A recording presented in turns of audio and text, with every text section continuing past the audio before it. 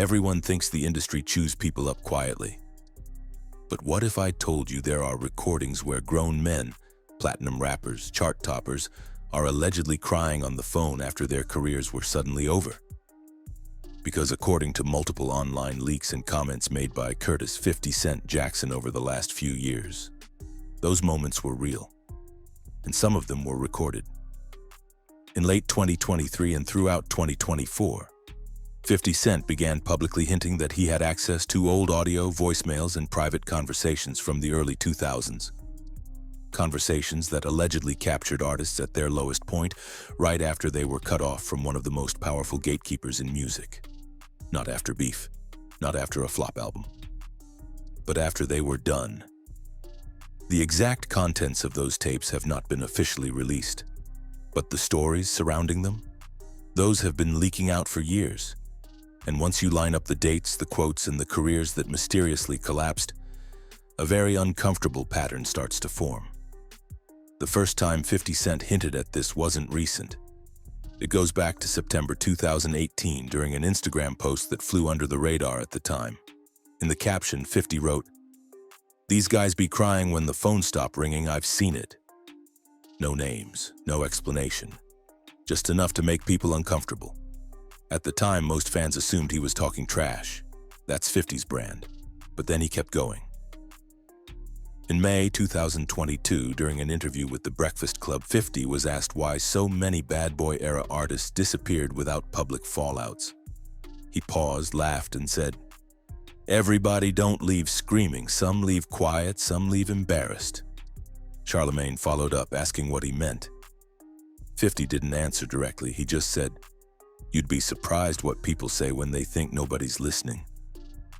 That comment didn't age quietly. By early 2024, online hip-hop forums like Lipstick Alley, Reddit's r/hiphopheads, and multiple TikTok creators began connecting dots between those comments and a resurfacing rumor that had existed for years. That executives routinely recorded calls with artists for documentation. No one has produced a verified tape publicly, but multiple former associates, including producers and tour staff, have claimed that calls were routinely archived. One former Bad Boy-affiliated engineer posted on Reddit in January 2024 saying, "Nothing was off the record back then. Phones were always hot." The post was deleted within hours, but screenshots circulated widely, hitting over 1.2 million views on TikTok within 3 days. And that's where the crying stories came back. One of the earliest rumored cases involves Freddie P., a former Bad Boy artist who spoke publicly in 2019 during a now-deleted podcast interview. Freddie claimed that after his contract disputes escalated, he received a phone call telling him his album would never be released. According to Freddie, he begged. He didn't threaten, he didn't yell. He said, "I asked what I could fix, I asked what I did wrong." He described breaking down emotionally after realizing his entire career was being shut off in real time. No tape surfaced, but the emotional description matched what others would later describe. Then there's Loon, who spoke in a 2020 YouTube interview about feeling humiliated during his exit. Loon said, "It wasn't loud, it was cold. It was like you never existed." That line circulated again in March 2024 after 50 Cent reposted it with a caption that simply read, "That part." Fans immediately speculated that 50 was confirming something without confirming anything. And legally, that distinction matters. The pattern keeps repeating. Artists rise quickly, they're everywhere. Then suddenly they're gone. No farewell tour, no explanation, no visible beef. Just silence. According to music journalist Touré, who discussed the era in a February 2024 interview with Vlad TV, there were artists who were emotionally dependent on the system. When the system turned off, it wasn't just money, it was identity.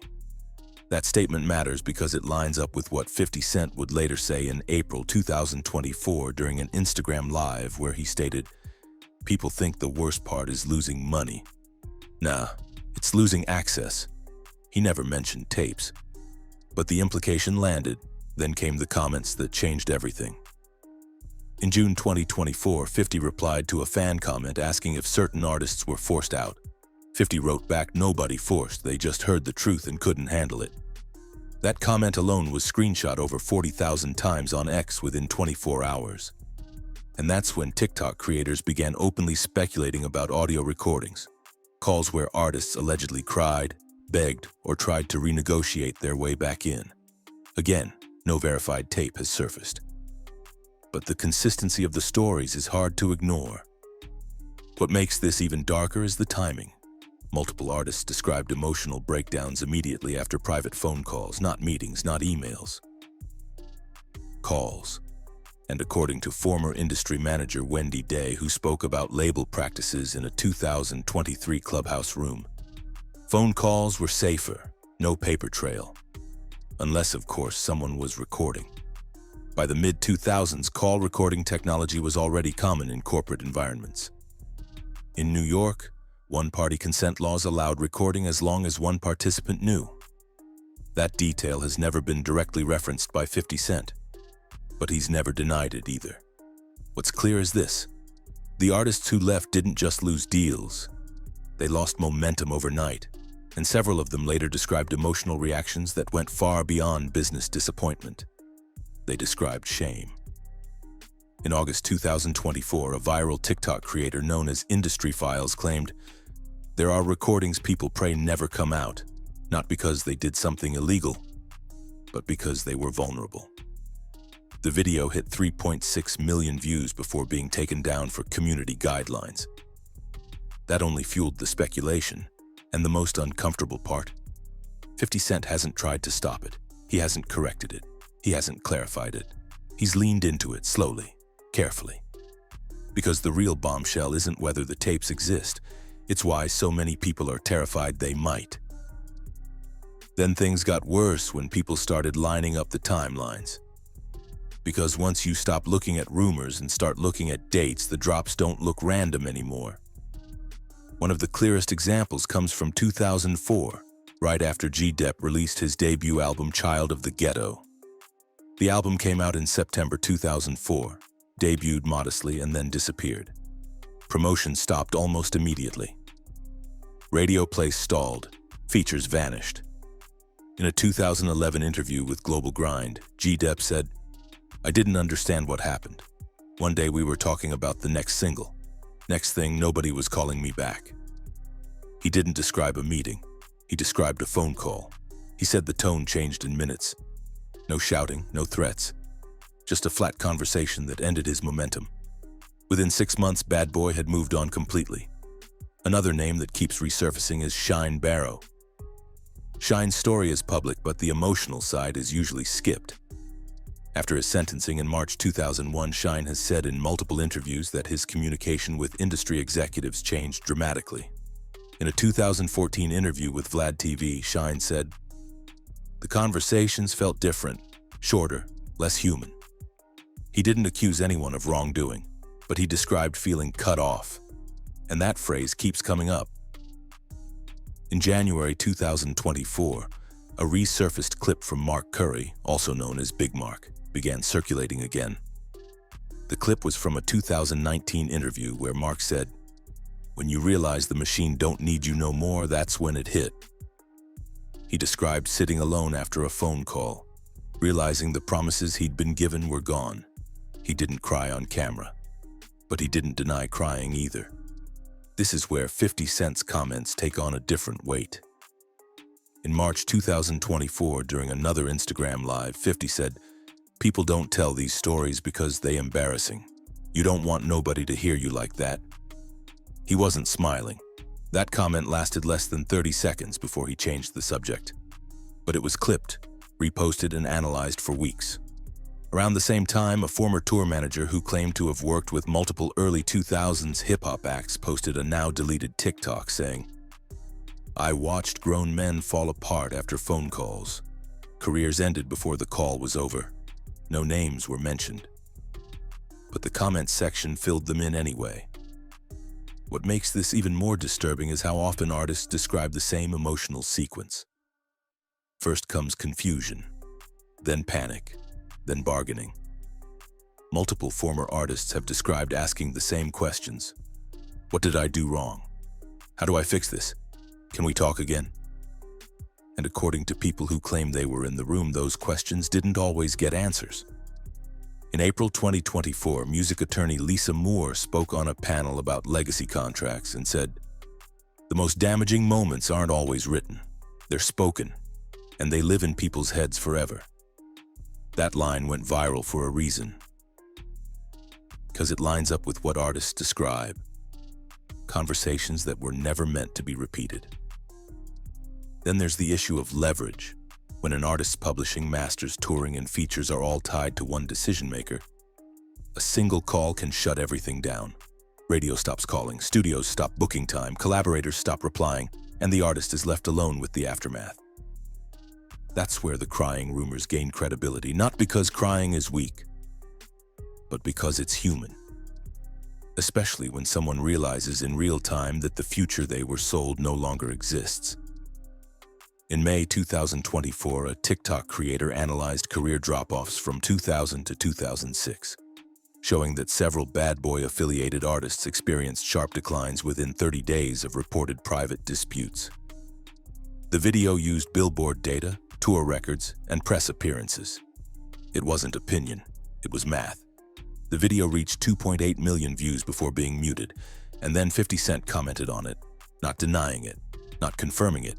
He just wrote, "Timing tells the truth." That comment alone reignited the entire conversation. What's important here is what hasn't happened. No lawsuits over defamation, no public denials, no cease and desists. Just silence. And in this industry, silence is rarely accidental. By late summer 2024, several insiders began hinting that unreleased material exists. Not just music, but documentation, voice notes, voicemails, archived calls. Again, nothing verified has surfaced, but enough people are afraid of it that the fear itself has become the story. Because if those tapes ever came out, they wouldn't expose crimes. They would expose vulnerability. And that's often worse. Then the narrative shifted again, because the question stopped being, "Do the tapes exist?" and became, "Who's still worried about them?" By this point, the conversation stopped being about the past and started becoming about behavior.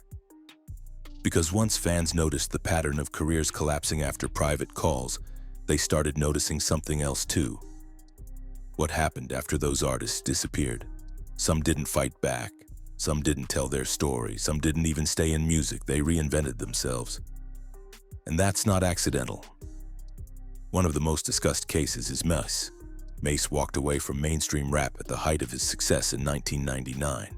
Then again attempted a comeback in the mid-2000s before pulling back once more. In a 2005 radio interview, Mase said, "I didn't leave because I lost my spot. I left because I saw what it was doing to me." That line resurfaced in July 2024 after 50 Cent reposted it with no caption. Fans didn't miss the timing. Then there's Faith Evans, who has always been careful with her words. In a 2017 interview with Billboard, Faith said, "There were conversations that changed how I moved. I learned to protect myself." She never explained what those conversations were, but she made it clear they weren't public. What becomes obvious is that many artists who left didn't expose anyone. They avoided the spotlight altogether, because exposing the truth would mean revisiting the moment they were most vulnerable, and not everyone wants that replayed. In February 2024, a resurfaced clip of Jaguar Wright began circulating again. In the clip recorded years earlier, Jaguar said, "People think the industry breaks you with fame. Nah, it breaks you when it takes it away." That clip reached over 4 million views on TikTok in under a week. 50 Cent didn't comment publicly, but he liked the post. Then there's the psychological angle no one likes to discuss. Multiple former artists have described feeling ashamed after those phone calls. Not angry, ashamed. Ashamed that they begged, ashamed that they cried, ashamed that someone else heard it. That kind of shame keeps people quiet for years. In August 2024, a former A&R executive speaking anonymously in a Complex article said, "There are conversations artists hope never leak, not because they were wrong, but because they were powerless." That quote hit hard because it lined up with everything else. This is where 50 Cent's silence becomes strategic. If he outright confirmed recordings exist, it would force people to respond. But by hinting, he lets fear do the work. Fear of embarrassment, fear of exposure, fear of being remembered at your weakest moment. And fear works. In September 2024, fans noticed that several artists associated with that era suddenly began giving vague interviews about healing, growth, and moving on, without ever naming what they were moving on from. One former artist said, "I don't need to relive that season." That season had a phone call. Even more telling is who hasn't spoken. No long-form tell-all books, no sworn affidavits, no recorded rebuttals. Just hints, just distance. And then there's 50 himself. In October 2024, during an interview clip posted to Instagram, he was asked directly if there were recordings. He laughed and said, "People record everything." Then he changed the subject. That answer was technically true, and that's why it landed. The industry runs on leverage, memory, and silence. And sometimes the most powerful thing isn't releasing the tape, it's letting people know you could.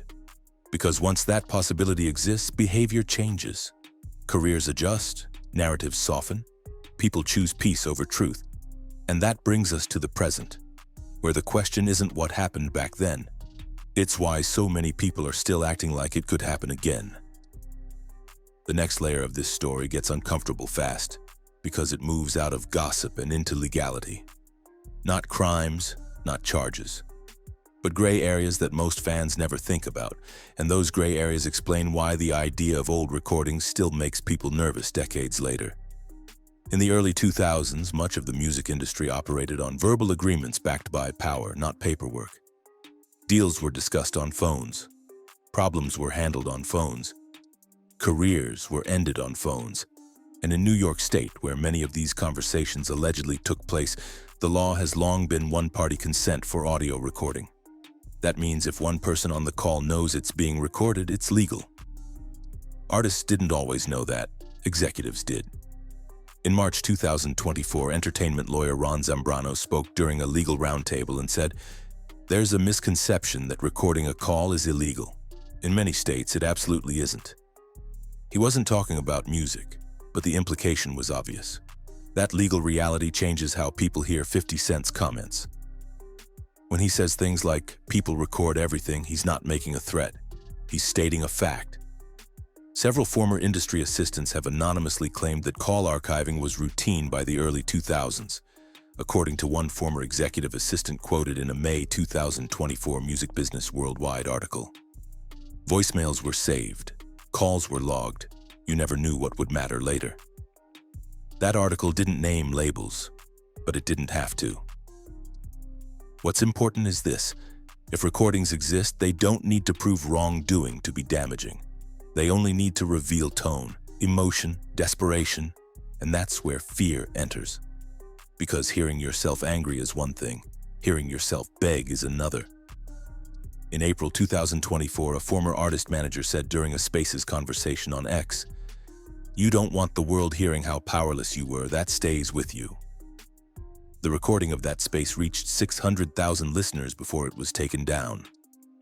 This also explains why so many artists chose silence over exposure. If you accuse someone publicly, you invite receipts, and receipts don't just cut one way. By mid-2024, rumors started circulating that old hard drives and backup servers from early bad boy operations had been digitized. No proof has surfaced, but multiple insiders referenced archives in vague terms, enough to raise eyebrows. 50 Cent never addressed those rumors directly, but in July 2024 he posted a photo of a storage room with the caption, "History don't disappear." He deleted it 2 hours later. Screenshots didn't. This is where timing matters. As documentaries, lawsuits, and federal investigations began dominating headlines in 2024, the industry started revisiting its past. And past conversations don't age well. What once sounded normal can sound cruel years later. What once sounded firm can sound cold. And what once sounded businesslike can sound heartless. That's why some insiders believe recordings haven't surfaced yet. Not because they don't exist, but because releasing them would expose an entire era, not just one person. And once you open that door, you can't close it. By late 2024, fans noticed a shift. People stopped laughing at 50's comments. They started listening because he wasn't joking anymore. In a November 2024 Instagram Live, 50 said, "Everybody don't want their old voice heard." That was it. No follow-up, no clarification. But the message landed. The past isn't gone, it's stored, and the longer it stays unreleased, the more powerful it becomes, because at this point, the threat isn't exposure, it's memory. By now, it should be clear that this story was never really about tapes, not in the way people usually think. Because if the goal was exposure, something would have leaked by now. A clip, a voicemail, a 30-second audio file, none of that has happened. And that's intentional. What 50 Cent has been doing instead is something far more effective. He's reminding people that the past still exists, and more importantly, that it exists unchanged. In March 2025, during a brief exchange in the comments section of an Instagram post, a fan asked 50 why he keeps bringing up old industry stuff. 50 replied, "Because people act brand new." That comment didn't go viral, but insiders noticed it, because it explains everything. The industry has spent years trying to rewrite its own history, reframing exits as creative differences, rebranding silence as privacy, turning emotional breakdowns into personal choices. But memory doesn't rebrand. Several insiders believe 50's real warning isn't about releasing anything, it's about denial. Because the moment people start pretending those conversations never happened, that's when they become dangerous again. In April 2025, a longtime music journalist said off-camera during a podcast warm-up, "The scariest thing in this industry isn't secrets, it's selective amnesia." That line never made the final cut, but it spread anyway. If you were around during that era, do you think the industry has ever really answered for how it treated artists behind closed doors? Or do you think silence was always the deal? Let me know what you think in the comments. And if you want more stories like this, the ones that never make press releases, make sure you're subscribed, because some histories don't disappear, they just wait.